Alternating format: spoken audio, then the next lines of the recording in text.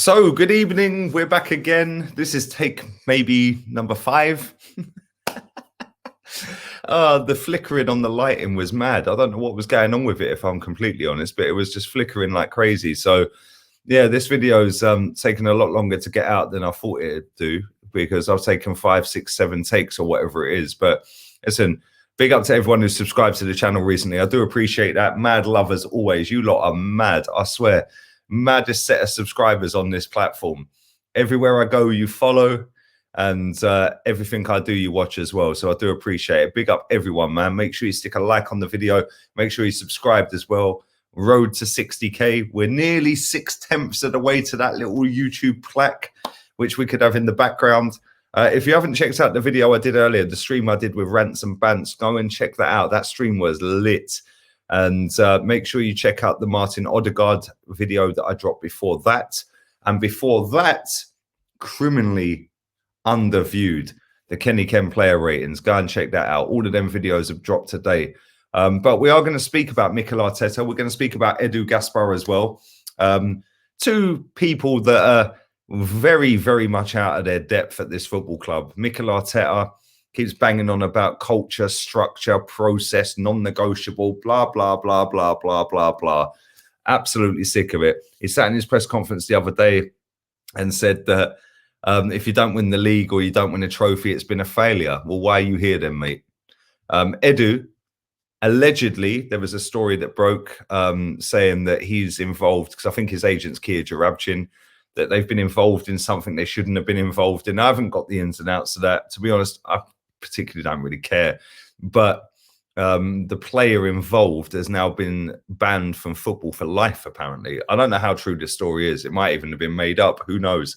But there is a lot of stories doing the rounds across Europe and across the globe, UK, etc., that Edu and Arteta will be sacked from the football club. Now, I always take these stories with a pinch of salt. That's why I don't always drop them straight away, because sometimes you have to do your research, you have to look into them, see how legit some of these stories are.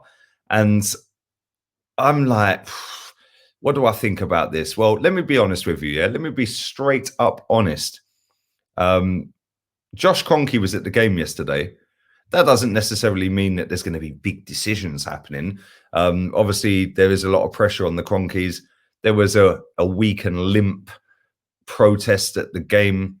But what I will say, and I've said this a couple of weeks back when the whole Super League thing broke and he did the fans forum, he done another one Friday, that I just look at it and I think that if the Kroenkes want to get people on side, they need to make some big decisions this summer. We've already sacked Steve Bold from the under-23s. I think he finished 10th in the table. Equally as qualified as Mikel Arteta, by the way, to get the job. He sat next to Arsene Wenger for 6 years. And yeah, Arteta sat next to Pep.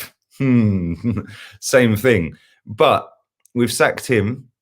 One of our, I think he's a physio or conditioning coach or something or other. I can't even remember the guy's name. He's been here for about a year since PSG. He has now gone. So there's 2 decisions straight away. Mark Overmars is available this summer. He's leaving Ajax. He is available as of next month.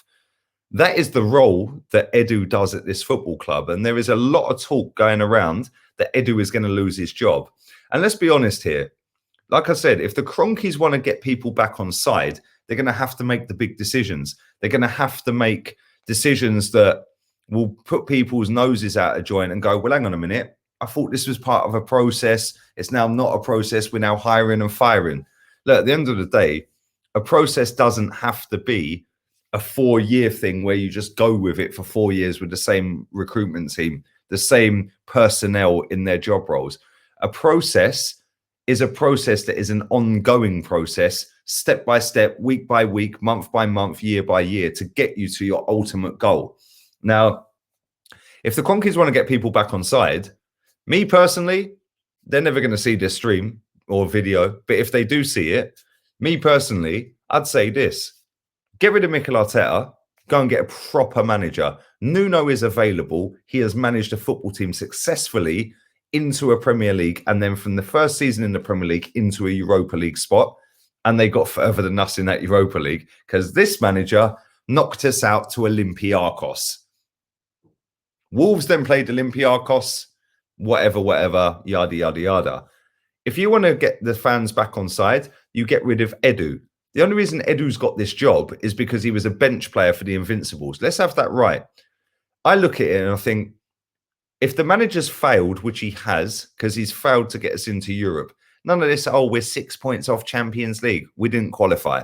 We didn't qualify for Europe. First time in 25 years we didn't qualify for Europe.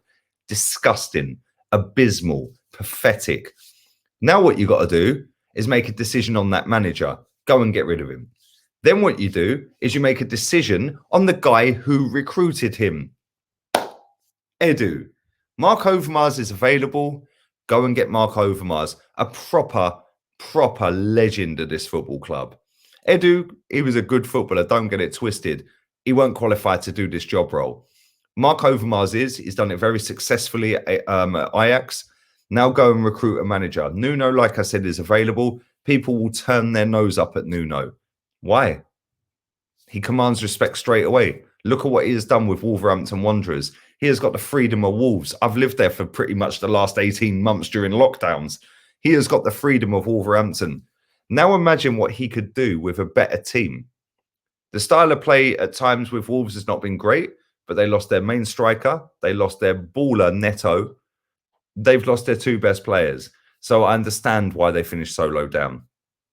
Now imagine him with Aubameyang. Imagine him with some of the other ballers. We've got Saka, Smith-Rowe, Martinelli, Pepe, Gabriel, Marie, some of these other players that we've got in the squad. Give him a budget, boom. Now you've got Mark Overmars pulling the strings, club legend. You've got Nuno, a decent, experienced manager, doing the day-to-day running of the squad. Me personally, I think that's a win. I don't know whether Arteta is going to get sacked or not. I hope he does, because he ain't good enough. He's taken us backwards since he's been here. Waffle. Captain Birdseye settings, not good enough. Sick and tired of him. Sick and tired of Edu with his cigar, flipping kangaroo burgers or whatever they are he's eating. Like, I'm sorry, but it's not acceptable. And if the Cronkies want to try and make a go at it for next season without any European competition, you need to bun this manager off, get rid of Edu, and do it again. The process is an ongoing process. It is not just oh, well, we stick with the same people for 4 years and hope it works. No, this is Arsenal Football Club.